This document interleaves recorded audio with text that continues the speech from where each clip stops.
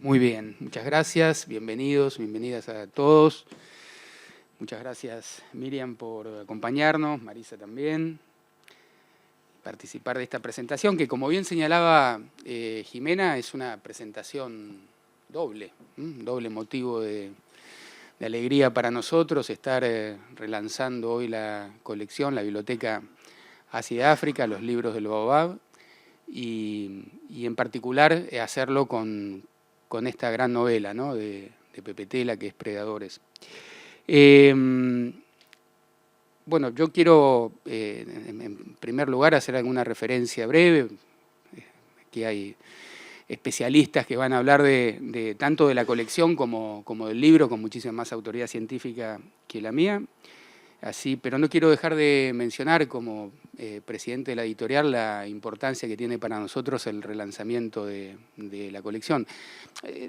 La colección es una colección, como ustedes saben, que se asocia mucho con el periodo fundacional de la editorial, ¿no? Es una colección que tiene mucho que ver con lo que fue Eudeva entre el 58 y el 66, la Eudeva de Orfila Reynal, la Eudeva de Boris Spivakov, una Eudeva muy comprometida en la construcción de un catálogo que sirviera para el diálogo de culturas, con una mirada muy amplia en América, con una mirada en África, con una mirada en Asia, con una mirada en el mundo, con posicionamientos muy claros en esa mirada también.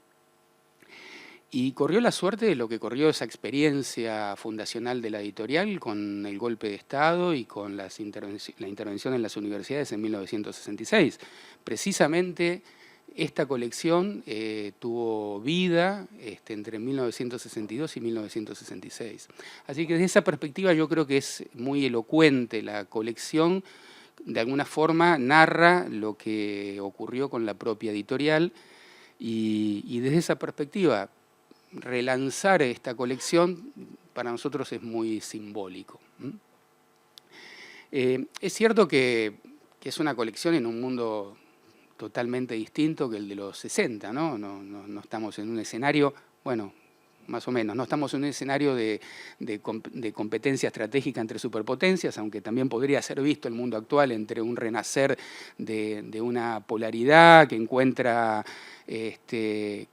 escenarios en continentes como África, como Asia o incluso como América Latina para el despliegue de esa competencia estratégica, como de alguna forma lo fue en los 60, una década que afrontaba los procesos independentistas en África. En fin, una década intensa. Nos encontramos con un mundo distinto, pero con algunas continuidades. Desde la perspectiva de la editorial, la enorme necesidad y el reconocimiento del rol de la editorial, aunque sea modesto, para construir puentes entre culturas, entre pueblos, que estaba presente en esa colección de los 60, claramente, y que aspira a estar presente en el relanzamiento hoy de esta colección que lleva, como les decía, el mismo título. Es una colección que también, insisto, de una perspectiva modesta, intenta colaborar con muchos equipos de investigación y docencia que trabajan los temas que tienen por principal objeto de estudio los temas de las preocupaciones en torno a África y el continente africano y el continente asiático, en particular las cátedras en el ámbito de la Universidad de Buenos Aires, Facultad de Filosofía y Letras, pero también otras facultades de la universidad, Ciencias Sociales, en fin, estudios que cruzan en forma transversal distintas unidades académicas. Y sumarse también a la renovación y el redoble de apuesta que tiene la Universidad de Buenos Aires en este momento con el tema. Ustedes saben muy bien que si no lo saben se los cuento, la Universidad de Buenos Aires acaba de crear la maestría en estudios, la maestría en Historias y Culturas sobre África y Asia, con sede en la Facultad de Filosofía y Letras, que dirige la profesora Pinot. Así que, bueno, es desde la editorial un modesto aporte a producir materiales y traducciones para nutrir esos estudios. La colección no necesariamente va a consistir en traducciones, pero fundamentalmente queremos que se constituyan un puente de diálogo directo entre nuestras culturas, menos mediatizada por las producciones de la Academia Europea o de los Estados Unidos. Así que, no en forma exclusiva, pero sí prioritariamente, la idea de la colección es que traduzca autores africanos y autores de distintos países de Asia. Bueno, quiero, desde la perspectiva de la colección, agradecer mucho a Marisa, que tomó la responsabilidad y la tarea de dirigir esta colección y que nos está guiando en este camino, así que para nosotros es realmente muy valioso su aporte y quiero públicamente agradecerle a Marisa su compromiso, felicitarla por su trámite de designación de profesora consulta a la Universidad de Buenos Aires, que estamos todos ahí apoyando, esperemos que salga rápido, que es un merecido reconocimiento, va a ser un merecido reconocimiento. Y bueno, respecto a la doble oportunidad que se nos presenta hoy, que es el relanzamiento de una colección, bueno, ¿qué más podemos decir que hacerlo con la presentación de esta gran novela que es Predadores, y con el lujo de contar con la presencia aquí de Pepe Tela, que nos sigue y nos acompaña desde Luanda? Muchísimas gracias, Pepe Tela, por habernos autorizado la edición de Predadores y por siempre estar presente cada vez que se lo pedimos. Yo no voy a referirme a la novela, ya lo vamos a hacer con más detenimiento en las presentaciones siguientes, y por supuesto lo tenemos al autor, ¿qué más? Con quien Marisa va a conducir un diálogo del que por supuesto podemos sumarnos todos. Simplemente quiero decir que el motivo de alegría también con la presentación de Predadores y la publicación de Predadores tiene que ver que es un compromiso que asumimos de la editorial hace 10 años, en una tarde, exactamente hace 10 años, en junio del 2014, en una conversación ahí en Luanda con Carlos Gacera y Pepe Tela. Conversamos, una muy linda reunión, conversamos sobre su obra en general, pero en particular sobre Predadores. Novela que compré en el aeropuerto de Luanda al día siguiente y que no pude parar de leer en todo el vuelo de regreso a Buenos Aires. Así que, bueno, nos tomamos nuestro tiempo, Pepe Tela, pero acá está la novela publicada.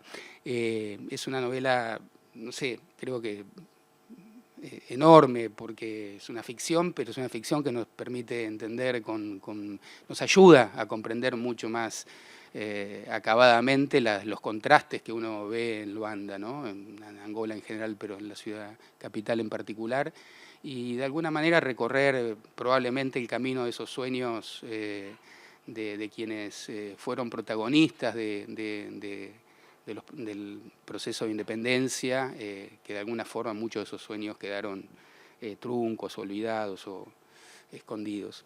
Una gran novela que se lee, aparte, se lee rápido, no se puede dejar de leer. Quiero agradecerle entonces, reiterar el agradecimiento especialmente a Pepe Tela, a la agencia literaria, a Merritt Witt, en particular a Nicole Witt, y durante todo el tiempo de trabajo que participó Jordi Roca de ello también. A Martín Altalef, que hizo la traducción, un excelente trabajo de traducción, y aparte preparó el estudio preliminar que tiene la novela. A Cecilia Aranda, que fue quien hizo el diseño de tapa de este libro en particular, pero la maqueta de toda la colección, así que para nosotros nos parece muy bella. Bueno, no quiero extenderme más, reiterar el agradecimiento y la participación a cada uno de ustedes aquí, reiterar el motivo de nuestro agradecimiento y nada más cederle la palabra a Marisa. La verdad que para mí es un lujo y una alegría enorme estar acá. Hola, Pepe Tela. Los saludo a todas y a todos que están aquí, pero también que esté aquí Pepe Tela a la distancia, pero que nos esté acompañando, estoy muy contenta. La verdad que estoy muy contenta de que hayamos llegado a este momento, desde las primeras conversaciones de recuperar esta colección, que para mí es muy querida, es muy importante también en mi formación como estudiante y también como profesora durante todo el tiempo que enseñé sobre África en la facultad, a mis estudiantes de grado y bueno, y también en los de posgrado. Es una colección que, como bien dijo Gonzalo recién, tiene una larga historia, tiene que ver con la larga historia de Eudeva ya, y desde los momentos iniciales se creó. Yo creo que es importante esto de recuperar una historia, ¿sí? Será porque soy historiadora, pero creo que es importante recuperar esa historia que estuvo, de esos libros que nos sirvieron para formarnos, que se publicaron, como bien decía Gonzalo, en esa época de oro de Eudeva, de esos primeros años, con esos impulsos iniciales, y que dejaron de publicarse esos más de 20 tomos, 20 volúmenes que se publicaron en ese tiempo hasta ese funesto 66, en que las cosas cambiaron. En ese momento se pensó en esta colección como una colección que mostrara al mundo, ¿no? mostrara el mundo que se estaba creando, que nos mostrara a las argentinas, a los argentinos y también al mundo hispanoparlante cómo era ese mundo que se estaba creando, un mundo que se estaba creando con las descolonizaciones, con los nuevos países, con la nueva inserción internacional de esos países, y mostrarlos para un conocimiento amplio, que era lo que Eudeva se pretendía en ese momento, ¿no? Para un público general, un público amplio, y también para estudiantes y profesores. La idea entonces en ese momento era hablar de problemas políticos, de problemas económicos, de cuestiones de las lenguas, de las literaturas, y eso lo hizo muy bien, también con traducciones que se hacían desde el exterior. En ese momento la colección tenía un nombre muy lindo, ¿no? Como un subtítulo que era lo de libros de Baobab. Y esto de libros del Baobab, el Baobab en África tiene un significado muy especial, es el lugar donde la gente se encuentra, donde discute, donde conversa de una manera democrática y de conocimientos y de circulación de saberes, así que es muy, muy poético. Y justamente releyendo en estos días el libro Predadores, Pepe Tela habla del Baobab, habla del Baobab que lamentablemente y tristemente los papás de Nasif tienen que tirar abajo para construir un lugar donde vivir. No quiero llamarlo una casa porque ni siquiera era eso, pero con mucho dolor lo hacen y hablan del árbol sabio del Baobab. Me pareció que era un buen vínculo que apareciera también el Baobab en este primer volumen de la colección.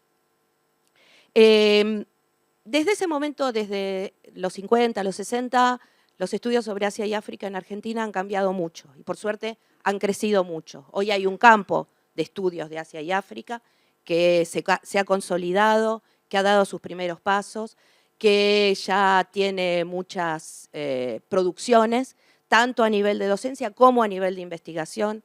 Hay distintos campos, ya no es solo Asia y África, sino que creo que hoy, que con este relanzamiento tendríamos que hablar también de Asias y Áfricas, ¿sí? Con las que estamos trabajando.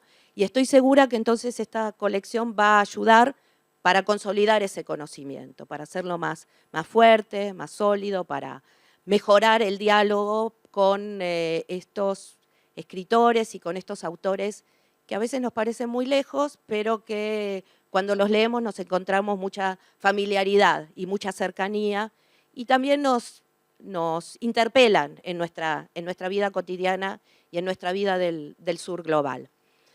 En este sentido, buscaremos entonces los libros así que estén escritos por estos autores y autoras de esas nacionalidades, buscar otras miradas, porque si bien es cierto que el campo de estudio se ha fortalecido y está consolidado, todavía hay muchos preconceptos sobre África, sobre Asia en nuestro país. hay muy poca información que circula. Yo pensaba también hoy, bueno, cómo era la tecnología, ¿no? En el 50, en los 60, para conocer esas otras realidades, cómo son las de hoy. Bueno, unas tecnologías y un mundo que ha cambiado mucho, pero también, y tecnologías, ni hablar, que han cambiado mucho tanto que podemos tener aquí al autor por vía remota, entonces es una situación distinta, pero me parece que el espíritu se mantiene. Y que sea Predadores, la primera con la novela que empezamos, es un desafío y es una muestra de lo que la colección también quiere ser, que es pensar, analizar, ver las relaciones de poder, ver los problemas y las frustraciones de los nuevos países, que es de lo que nos habla Predadores, con personajes que no son unilineales, que es difícil definirlos como buenos o malos, que tienen muchas facetas para leerlos y para verlos. Así que bueno, me parece que es una cosa excepcional, súper interesante, que espero que a todas y a todos les interese, que lo lean. Y bueno, y antes de pasarle la palabra a Miriam, quería agradecer mucho a Eudeva, aquí en la persona de Gonzalo y de Jimena, con los que trabajé mucho. Quiero agradecerles a todos los que trabajaron y a todas las que trabajaron en la editorial. A Martina, que inmediatamente cuando le ofrecimos que hiciera la traducción le encantó poder hacerla, y el estudio preliminar, hizo un estudio preliminar muy interesante, muy denso también, ¿no? Y que ayuda mucho para la lectura de la novela y aporta pistas muy interesantes. Y mucho también a la diseñadora gráfica, que hizo un trabajo precioso. Y así que bueno, muy contenta de estar aquí y muchas gracias. Gracias, buenas tardes, Marisa, Gonzalo, bueno, y a todos los presentes. La figura de Pepe Tela representa mucho para mí, para mi comunidad, así que forzosamente tengo que ser autorreferencial. Y surge en mi existencia Pepe Tela y su obra durante los procesos revolucionarios para las independencias de nuestros países, los países africanos de lengua oficial portuguesa, Cabo Verde, Angola, Mozambique, Santo Tomé y Príncipe y Guinea-Bissau. En aquella época se creó en la Argentina, fines de los 60, principios de los 70, una sede o un comité regional del Partido Africano para la Independencia de Guinea y Cabo Verde. Funcionó durante varios años, de hecho funcionaba en Bernal, en la casa particular de uno de nuestros compatriotas que, además de ser un revolucionario y precursor de la independencia de estos países en la Argentina, luego se convirtió en el primer cónsul de Cabo Verde independiente. Y si bien nosotros éramos relativamente jóvenes o chicos, participábamos de las reuniones políticas del partido que se hacían en diferentes casas de aquellos que adherían a la liberación de nuestros países y que se oponían de alguna forma a algún sector de la comunidad que quería seguir siendo portugueses y que consideraba que nuestros países eran inviables. Pero aquellos que sí estábamos a favor, sobre todo arrastrados por nuestros padres, participábamos de las reuniones como chicos, como adolescentes, nos llevaban a todos, éramos familias muy numerosas, de 7, 8 chicos, y de alguna manera nuestra presencia daba la idea de que se trataba de una fiesta más, cuando en realidad eran reuniones políticas donde se definían qué tipos de colaboración o ayuda para contribuir con el proceso independentista. Y en ese contexto, en ese ámbito, yo escuché hablar y nombrar personajes como Amílcar Cabral, por supuesto que era parte de nuestra cotidianidad, Agostinho Neto, que por otra parte estuvo exiliado en Cabo Verde durante la dictadura salazarista, el doctor Agostinho Neto, Patrice Lumumba, Nelson Mandela encarcelado, y por supuesto paralelamente con todo este proceso político y social, la literatura tenía una presencia constante en esas conversaciones. Recuerdo que ponían discos en aquella época con poesía de la revolución, ¿no? Y nos hacían escuchar esos discos, y uno de los que yo más recuerdo era uno que terminaba diciendo as crianças subalimentadas y los padres sobrealimentados, los niños desnutridos y los curas sobrealimentados.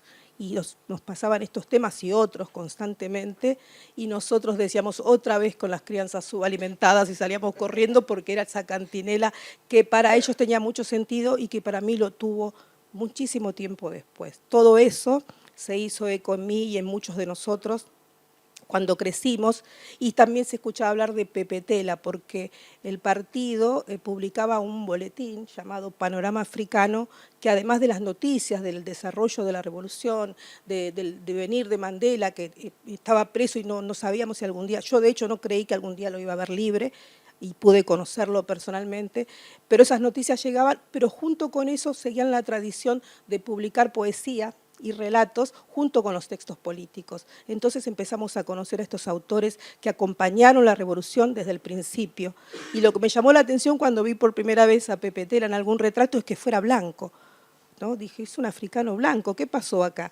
Y otra cosa que me llamó mucho la atención es que en algunas de sus novelas ya aparecen epígrafes en quimbundu. Otra cosa que me voló la cabeza siendo muy joven. Digo, ¿qué está pasando acá? Y eso me llevó inmediatamente a la cuestión de las lenguas nacionales. En Cabo Verde todavía es una discusión si el creol o la lengua caboverdiana va a ser oficial, todavía no lo es, pero son problemáticas a las que se enfrentaron nuestros países desde muy temprano y que Pepetela lo aborda de manera magistral en muchos de sus textos, aunque no como el tema central, pero sí son cuestiones que hacen nuestra vida cotidiana, incluso hasta el día de hoy, ¿no? Surgen las discusiones cuándo el creol, cuándo la lengua caboverdiana va a ser la lengua oficial finalmente. Y creo que las mismas discusiones se plantearon en estos países. Por ahora se mantiene el portugués como lengua oficial, pero hay todo un camino trazado con gramáticas, con diccionarios, con alfabetos propios. En el caso de Cabo Verde es el Alupec, alfabeto unificado para la escritura del creol, pero hay un camino trazado para llegar a la oficialización de nuestras propias lenguas. Y para salir de lo referencial, pero antes de terminar con esa parte, quiero hacer un pequeño comentario respecto de Eudeva. Yo soy de la ciudad de Avellaneda, de Dock Sud, ciudad portuaria, obrera, y cuando uno empieza a crecer y empieza a venir a la capital, una de las primeras cosas que hacía era pasar por la vidriera de Eudeva y mirar los textos, que fueron los primeros textos en español que yo encontré sobre el continente africano de la colección de Eudeva. Mucho tiempo después pude conocer a la hija de Boris Spivakov y accedí a otros textos, pero las primeras colecciones en español sobre la cuestión africana fueron las que Eudeva publicó en aquella época y que circulaban mucho entre nosotros. Así que para mí es un recuerdo muy, muy entrañable, cuando esto era muy chiquitito, una vidriera pequeña, y encontrar esto hoy es una maravilla realmente. Es como que Eudeva volvió a nacer y a florecer. Y brevemente me voy a referir a la novela, que es hermosísima, como muchos textos de Pepetela, a quien conocí hace muchos años en Brasil, en un congreso internacional de lusitanistas, que también fue una apertura mental maravillosa, en el año 99, si no me equivoco, José Saramago, Virgilio de Lemos y otros grandes autores del mundo afro en lengua portuguesa. Y me llamaron mucho la atención los personajes, y esos personajes como, bueno, Vladimiro Caposo, iba a decir Capozolo, Caposo, con un nombre muy, muy característico de nuestra gente, Vladimir, Amílcar, Ulises, etcétera, etcétera. Bueno, Vladimir con la otra tradición soviética, pero también los nombres que vienen de esta cultura greco-romana, de alguna manera, que los portugueses impusieron, ¿no? Por eso muchos de nuestros nombres.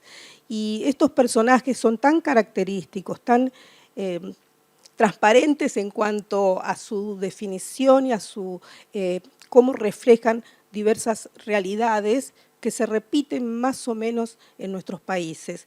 El empresario corrupto, misógino, machista, el joven cacique, un niño de la calle, que de alguna manera va a representar la esperanza de redención para nuestros países. Bueno, la explotación de la mujer, las cuestiones de género que ahora son tan candentes, también son abordadas en este texto y podemos también encararlos desde ese punto de vista.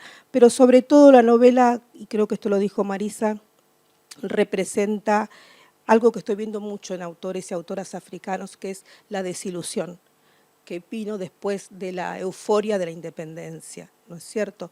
Entonces, esos líderes y lideresas que llevaron adelante estos ideales, que nos hicieron sentir o conocer la nacionalidad, conceptos que no manejábamos claramente, cada uno tenía su pertenencia étnica, o étnico-racial, pero no hablábamos de naciones. Eso vino con Cabral, vino con Agostinho Neto, vino con otros grandes de la cultura y de la revolución, porque no casualmente estos guerrilleros eran estadistas, pero también poetas.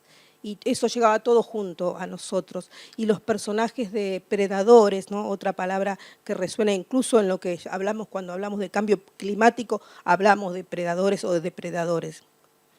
Esa desilusión de la que no terminamos de salir cuando a veces creemos percibir que hay cambios como los de Senegal con elecciones libres hace no mucho tiempo, los levantamientos de Níger, Mali, Burkina Faso, de alguna manera nos devuelven aquella ilusión que nos dieron nuestros líderes.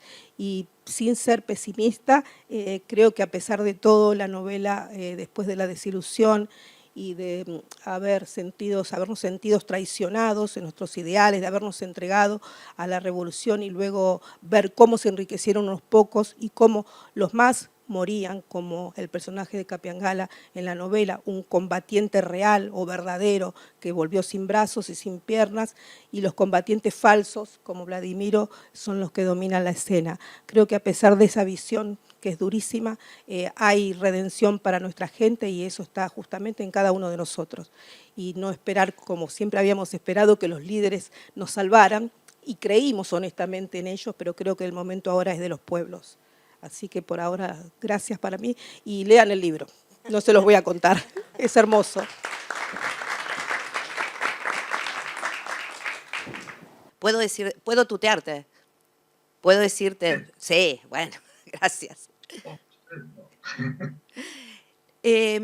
A mí, para empezar a conversar, me parecía interesante y pensar o preguntarte por esta cuestión de literatura y ficción, ¿sí? Literatura, ficción, historia, tenés una formación en sociología, ¿sí? Entonces, me preguntaba hasta qué punto o qué cosas permite la literatura que no permite la sociología. ¿Qué cosas te permiten hablar de las relaciones de poder, de las personas, del poder en general, ¿sí? Que no permite el estudio académico de la sociología. Bom, eu não sei se... Vou falar em português. Sí, por favor. Sí, sí, está. É mais fácil. Sí, claro. Puedo intentar un poco el español, pero después voy para el portugués. Por eso es mejor empezar con el portugués. Eu creio que eu não entendi bem a questão, mas é a relação da sociologia e ficção? É isso? Sí, ¿y qué te permite la ficción trabajar con literatura que no podés encontrar en la sociología? Porque ¿qué otras herramientas, qué otras alas hay en la ficción? Realmente eu escolhi para estudar, pela família fui obrigado a estudar para engenheiro, mas depois consegui convencê-los que não me interessava isso.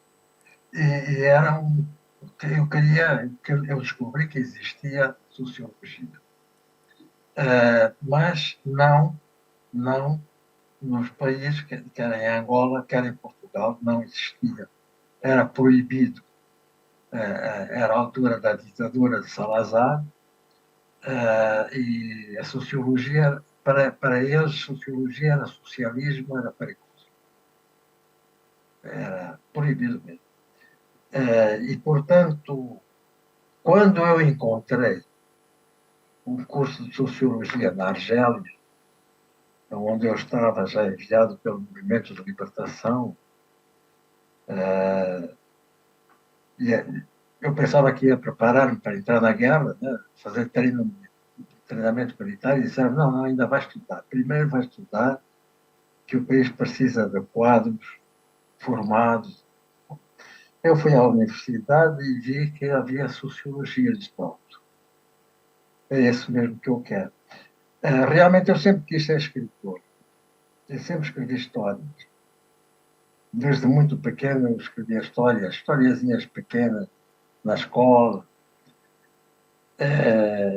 E contavam-me histórias. Contavam-me histórias e eu retribuía lendo as histórias que eu escrevia, porque eu não sabia contá-las. Mas, portanto, tudo me levava para escrever, até mesmo quando mais tarde, pouco mais tarde, comecei a ter consciência de que naquele país, colônia, na época, naquela colônia, só havia injustiça e que eu sentia que era preciso fazer alguma coisa. E tinha uma pessoa na família que me ajudava, claro. Tinha um tio que era, na época, muito avançado mesmo, em termos de ideias políticas, e também conhecedor da literatura. Era jornalista, e que me começou a dar uns livros para eu ler, particularmente livros de escritores da época de anos, a partir dos anos 30, 40, 50, autores brasileiros, em particular, do Nordeste brasileiro, portanto, toda aquela corrente que houve de escritores progressistas no Brasil, autores e poetas latino-americanos, argentinos, Neruda, por exemplo, também, Chile, etc. E depois muitos escritores franceses também, e americanos, norte-americanos, enfim, de uma certa altura. Mas aí, isso foi mais tarde. Mas, para começar, sobretudo no princípio, foram esses livros que eram importantes, por exemplo, tinham sido escritos, alguns deles em pleno, na altura do fascismo, do nazismo na Europa, antes da Segunda Guerra Mundial e depois da guerra mesmo. E, portanto, em mim isso misturava-se muito. Essa ideia de lutar contra as injustiças e escrever. Portanto, quando eu escolhi o curso de Sociologia, eu dizia, não, eu quero ser sociólogo para entender a sociedade sobre a qual eu vou escrever e sobre a qual eu quero intervir, participar na sua transformação. Para isso, a sociologia dá-me as armas da ciência para conhecer a sociedade, conhecer os problemas, as forças, as diferentes forças. E uma parte eu traduzia essa ação, portanto, na própria ação de combater o colonialismo, lutar pela independência, mas ia escrevendo, sem publicar, porque não era possível, nem havia editoras que quisessem publicar, mas ia escrevendo, porque ao escrever ficção, eu entendia melhor as pessoas que me rodeavam, com as quais eu convivia, ou com as quais nós tínhamos que combater. Eu compreendia melhor essas pessoas escrevendo, inventando personagens. E, portanto, aí sim eu vejo essa... para mim há uma ligação muito grande, por um lado, a sociologia e a literatura, mas também a história. Também a história, que no fundo é uma espécie de complemento. Sociologia e história complementam-se. Estão ligadas e complementam-se. E, portanto, eu sempre gostei de história. Nos meus tempos livres também ia estudando a história universal de todo o lado. E é o que eu tenho feito também na minha literatura, tem sido muito isso. Trabalhar, sobretudo, claro, a sociedade angolana, mas também trabalhar o passado que levou a esta sociedade. Todo esse passado com muitas coisas que os angolanos não conhecem, porque o ensino da história, só agora que se está a trabalhar já bastante a história, já há muita gente formada. Antes não havia quadros. E então a literatura cobria esse vazio, né, de conhecimento até da própria história do país. Aliás, a história do país que nós conhecíamos era a que a colonização nos dizia que tinha sido o passado do país. Né? Realmente só havia país a partir do momento em que houve colónios, que houve colonização. Antes disso não havia país, não havia povo, não havia cultura, não havia nada. Era o zero. Né? E até hoje ainda há um pouco essa noção em algumas mentes, em algumas consciências. Mas, portanto, é isso. Quer dizer, a história e a sociologia, a ficção. Agora, a ficção permite-nos entrar mais dentro das pessoas e aquilo que aparentemente são os pequenos problemas, mas que levam aos grandes problemas. Né? E espero que também se encontrem lá as pequenas soluções que podem levar às grandes soluções que nós ainda não encontramos. As grandes soluções. De esto que estabas diciendo en la novela, los personajes hablan de eso, ¿no? Capozzo, por ejemplo, Vladimiro Capozzo, ese protagonista que tiene tantas facetas, ¿sí? No es una persona lineal, miente, no miente, dice la verdad, ¿sí? Se construye una vida también y un pasado. Entonces, me preguntaba si te habías inspirado justamente en algunas personas que existen realmente para ese personaje de Capozzo. Há muitos. De muchos. Infelizmente.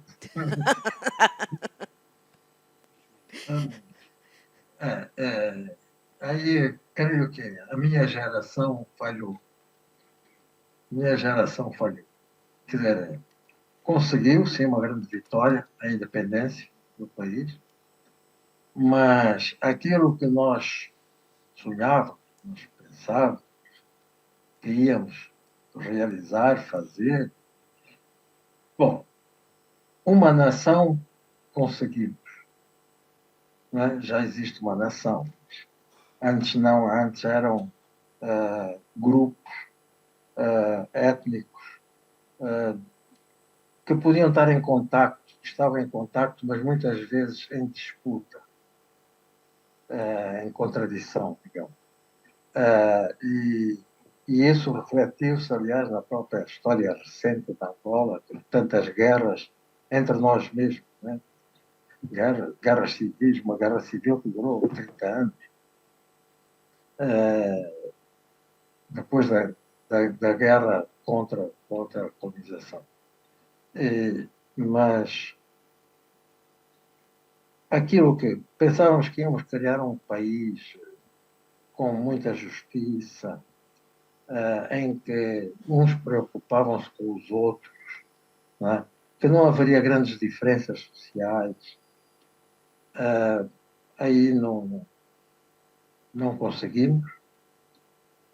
E até hoje, quer dizer, temos uma sociedade que é extremamente diferenciada. A diferença entre o topo, os poucos que têm tudo e os muitos que têm nada, né? É uma diferença brutal. E, portanto, nesse aspecto, até agora não deu certo. E a minha ideia, e tenho tentado transmitir isso nos livros, a minha ideia é que Angola é como qualquer outro país africano, com umas pequenas exceções. Por exemplo, Cabo Verde, uma exceção. Em alguns aspectos, a África do Sul ainda se mantém como não bem como uma exceção, mas porque também já tem todos os problemas que Angola tem, mas tem mais capacidade de resolver e de avançar do que propriamente Angola. Mas outros países que fizeram lutas pela independência e hoje continuam com os problemas que a colonização lhes levou. E eu acho que é um problema da África, é que tem, quer dizer, nunca se deu tempo aos africanos para poderem, em conjunto, tranquilamente, debaixo do baobá, conversar, não é? E escolherem em que tipo de sociedade queriam viver. Nunca nos deram essa oportunidade de pensar com calma e vamos. É sempre uma imposição de fora, constantemente. Pode chamar-se Fundo Monetário Internacional, chamar-se outro nome qualquer, se queira, não é? Mas é uma imposição de fora. E os africanos, ultimamente, começa a sentir-se que, de facto, já não é um caso isolado aqui, um caso isolado ali. Começa a haver uma consciência de que devemos procurar o nosso caminho. E pegar em experiências que foram feitas noutras partes do mundo. Sim, essas experiências são importantes, estudá-las. Por que falharam? Não é? Como a nossa falhou. E então, o que é preciso fazer? O que tem que ligar as coisas para que se dê certo? E isso é a cultura. É a cultura que tem que ligar as coisas. E quer dizer, a cultura indo buscar ao passado muitos elementos culturais que são quase que vistos como, sei lá, satânicos, não é? Particularmente pela Europa, não é? Pelo Norte, mas que, se nós virmos bem, se soubermos examinar, têm sempre lições que são extremamente importantes de solidariedade, de preocupação com o outro. Por exemplo, em várias culturas de Angola, eu encontrei, ainda durante a luta pela libertação nacional, eu encontrei pessoas, ou melhor, grupos de pessoas, em que não havia a ideia, a noção de órfão. Órfão. Eu descobri isso porque estava a tentar traduzir um livro meu, que era um livro muito simples, para uma língua local, uma língua africana, bunda, e eu descobri que o tradutor, meu camarada, meu companheiro, que dominava essa língua, não usava o termo órfão, usava uma frase. Para o termo órfão em português, em espanhol deve ser parecido, órfão. Huérfano. Ele dizia, aquele que o pai e a mãe morreram. Era uma frase. Porque eu comecei a pensar, não há essa palavra nesta língua. Se não há a palavra, não há o conceito. Porque realmente qualquer criança que perde os pais é adotado imediatamente por uma família, pela sua família. Uma criança tem muitas mães, tem vários pais e, sobretudo, tem o tio, irmão mais velho da mãe, que é a autoridade para ele. Quer dizer, ele não fica sozinho, não fica perdido. Eu acho que isto é um avanço civilizacional. E nós estamos a perder isso, essa perda civilizacional, exatamente porque isso é incompatível com a atual forma de pensar a economia, em que o que interessa é o lucro. E quem tem algum poder político ou militar imediatamente pensa no lucro econômico, digamos assim. Em que ele vai beneficiar? Então criou-se uma casta dirigente, né?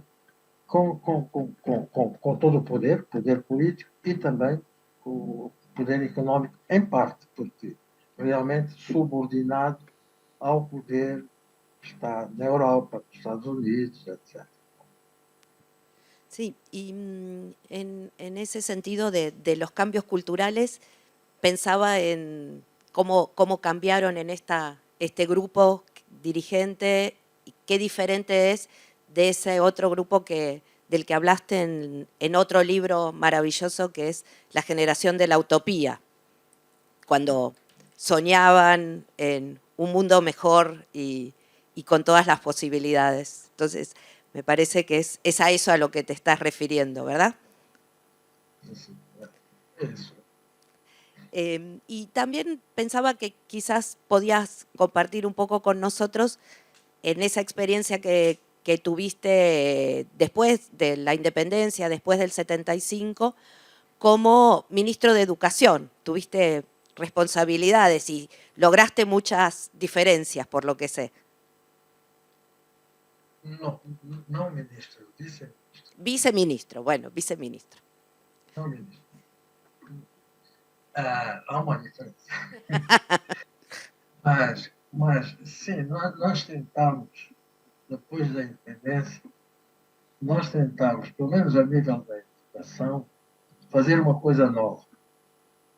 Era preciso acabar com a escola colonial, com a escola portuguesa, portanto, que eles também, os portugueses, acabaram com ela em Portugal, né? Pela mesma altura, nos anos 70. E tentámos fazer uma escola que respondesse melhor, digamos, às necessidades do país, um ensino que era para todos, absolutamente sem ser pago, ninguém pagava absolutamente nada. E até os livros, cadernos, todo o material era dado pelo Estado, entregue pelo Estado. Era o Estado que bancava isso.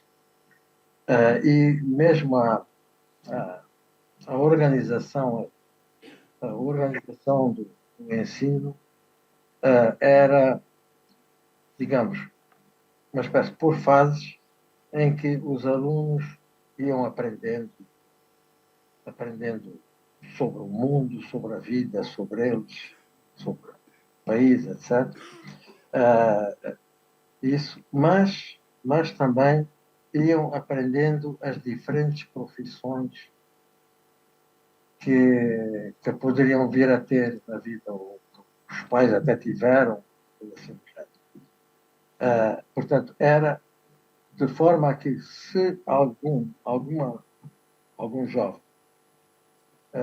parasse o ensino, não pudesse continuar por alguma razão, tinha um mínimo de bases para poder encontrar um emprego, trabalho.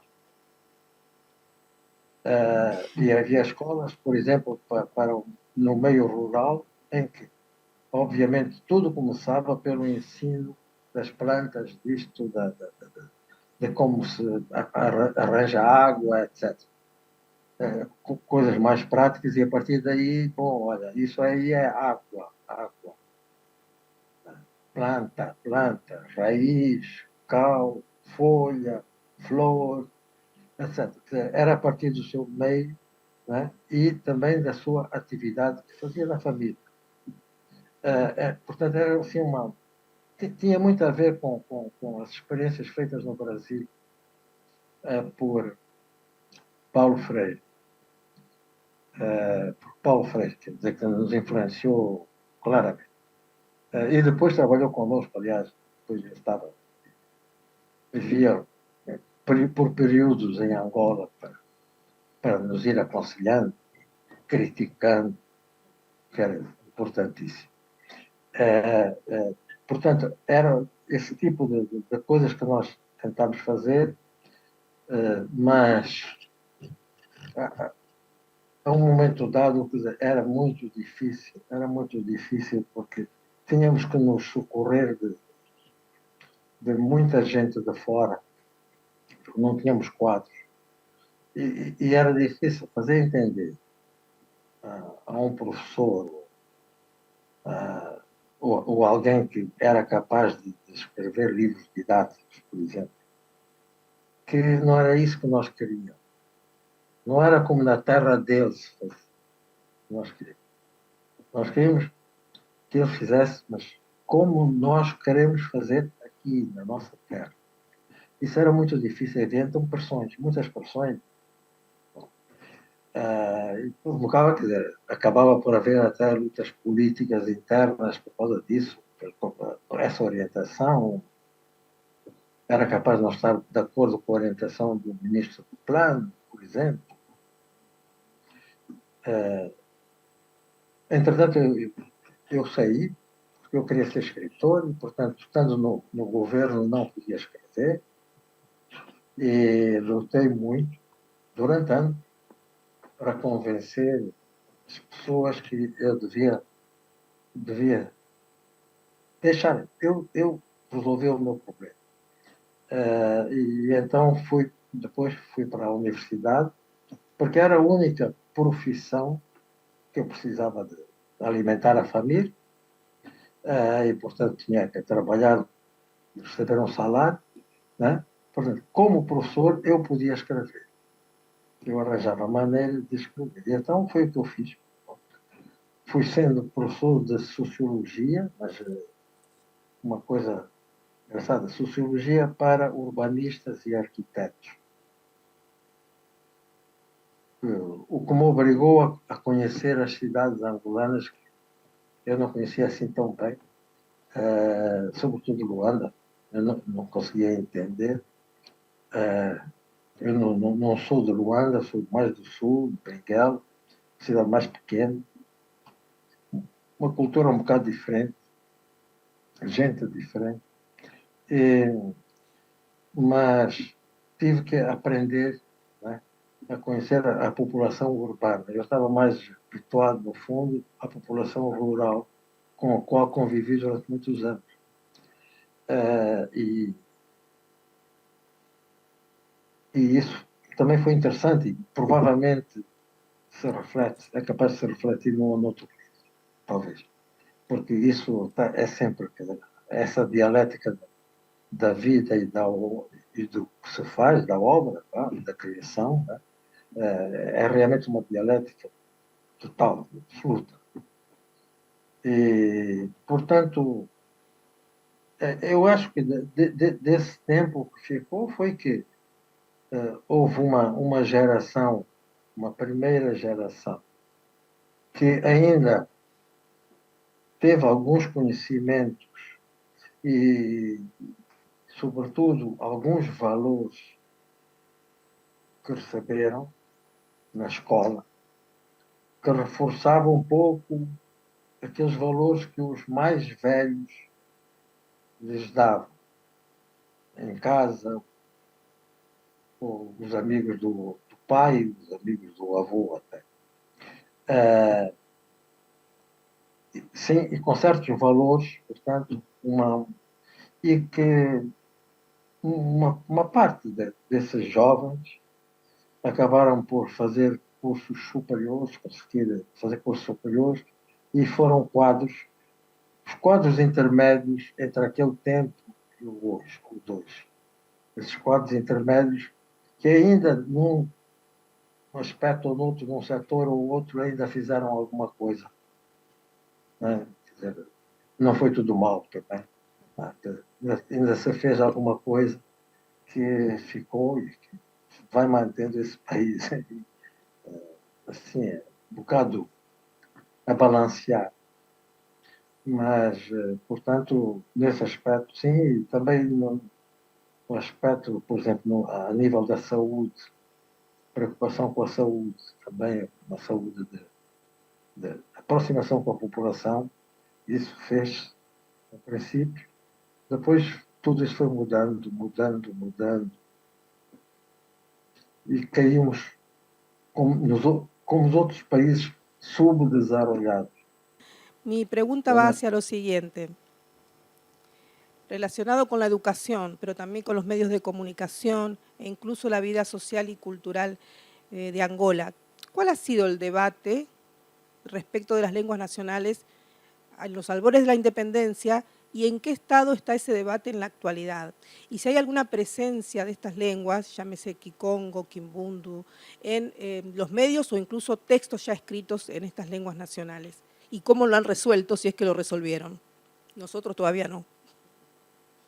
Sim, nós chamamos, oficialmente, nós chamamos a essas línguas, portanto, as línguas de origem banto, do grande grupo, as línguas banto, nós chamamos línguas nacionais. E o português, língua oficial.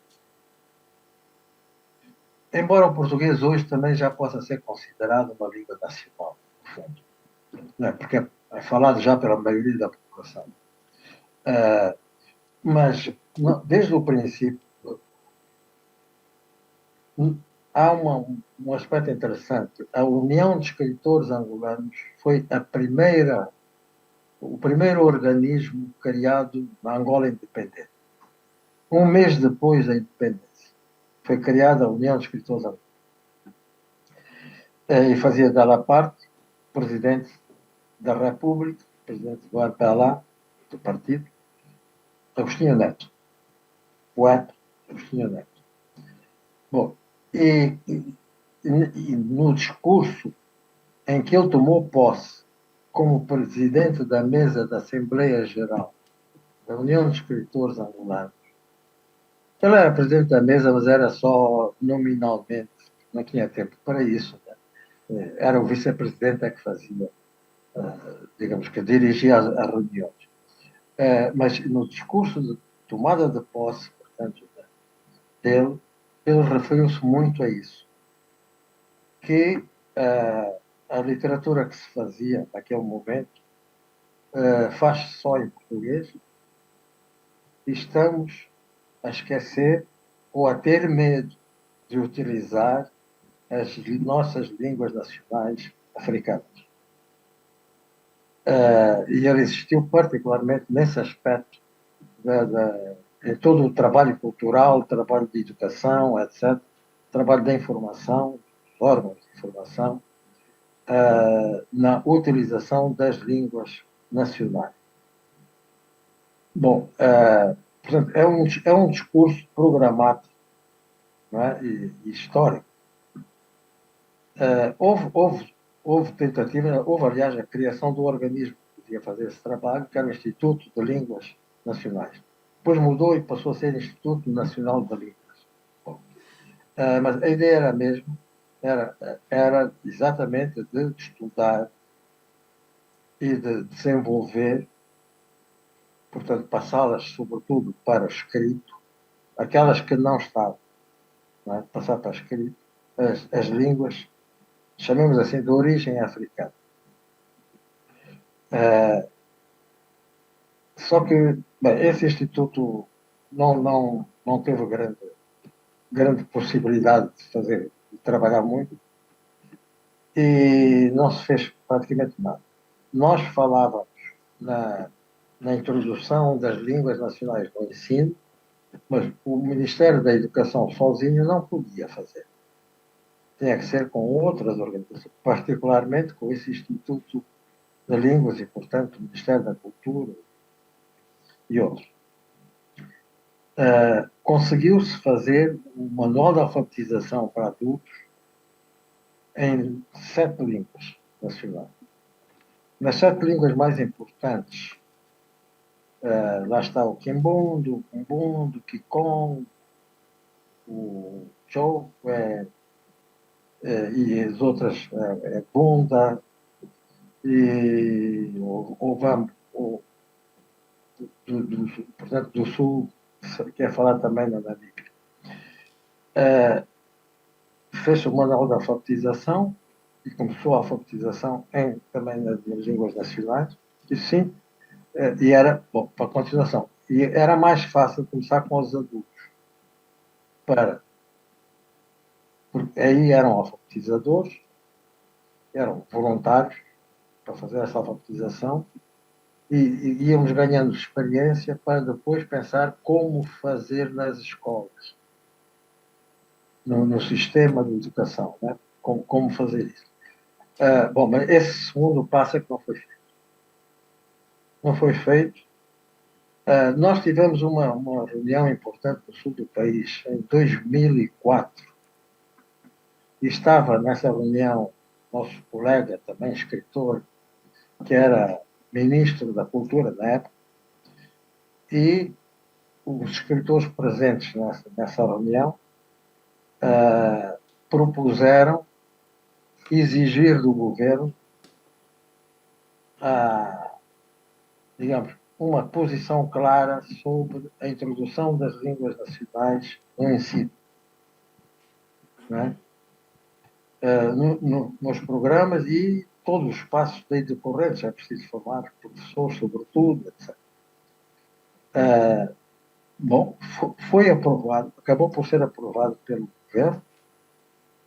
Essa proposta foi aprovada pelo governo, o Ministro da Cultura lutou por ela, estava com os seus pares escritores, mas depois, quer dizer, não sei bem quais foram as razões, mas porque aí eu já estava completamente afastado dessas coisas. Nunca se conseguiu. Mais tarde foi criada a Academia Angolana de Letras. A Academia Angolana de Letras insiste também nesse aspecto, não só na questão do português, da língua portuguesa de Angola, que já começa a ser uma variante,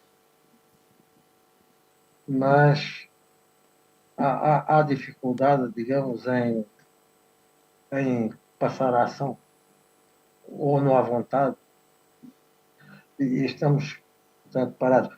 Há, de vez em quando, uma ou outra pessoa que aparece com um dicionário novo de uma das línguas nacionais, por exemplo, uma gramática, umas conferências que se fazem insistindo nesse tema, mas quem pode fazer não tem avançado com o assunto. Portanto, estamos aí um bocado parados. Estamos à espera da experiência exatamente de Cabo Verde, que é o que está mais avançado nesse sentido, para já é mais fácil, tem uma língua, né? Uma língua nacional mesmo, né? E que pode ser escrita e já experiências de escrita já existem. Né? Enquanto que, por exemplo, no nosso caso, havia um escritor, felizmente já falecido, já tem mais de 20 anos que eu, portanto, eu já tenho muita idade, portanto, mas a sua língua era Kimbundu, portanto, da região de Luanda, perto de Luanda, e eu insistia sempre com ele, mas tu falas tão bem Kimbundu. Aliás, eu falava Kimbundu e várias outras línguas. Falas tão bem Kimbundu, por que tu não escreves histórias pequenas em Kimbundu? Começa com histórias pequenas em Kimbundu. E depois vais escrevendo histórias maiores. Em português tu escreves os teus livros, vais escrevendo os teus romances, novelas, etc. Mas em Kimbundu começas com coisas pequenas. E eu dizia, não sou capaz. Não sou capaz, já tentei, não sou capaz. Mas há experiências do século XIX descritas em Kimbundu. Há jornais em Kimbundu, em Umbundo e em Kikongo, em Angola, do século XIX. Portanto, se havia jornais, se eram línguas que podem ser escritas, realmente. Mas aí tem que ser realmente o Estado. Os intelectuais podem fazer um bocado de força e tal, e as próprias União de Escritores, a Academia de Letras, etc., fazem pressão. Mas se não há vontade política. Bueno, Pepe Tela, ya a esta hora, sabiendo que en Luanda son las 10:20, lo vamos a liberar. Agradecer mucho el tiempo y sobre todo la disposición a que Predadores esté hoy traducido al español y circulando por las librerías de Argentina y de América Latina. Eu queria agradecer publicamente, queria agradecer essa coragem das pessoas que estão por trás da edição de Predadores na Argentina. Bom, é um risco, né? É um risco, e é por isso que eu digo que é coragem, é preciso coragem. E, portanto, estamos juntos, muito obrigado. Para mim foi uma grande alegria saber que esse livro ia sair mesmo, né? na Argentina. Y bueno, Pepe Tela es un gran futbolista, así que sabe que nosotros también estamos hoy preparándonos para ver a la selección en un rato, así que también vamos a liberar acá nuestra audiencia para que vayan a los televisores. Ya veremos qué pasa con el fútbol, que sé que le interesa mucho. Sí. Bueno, muchísimas gracias. Gracias Miriam, gracias Marisa, gracias a todos los que nos acompañaron y fundamentalmente gracias Pepe Tela. Nos vemos.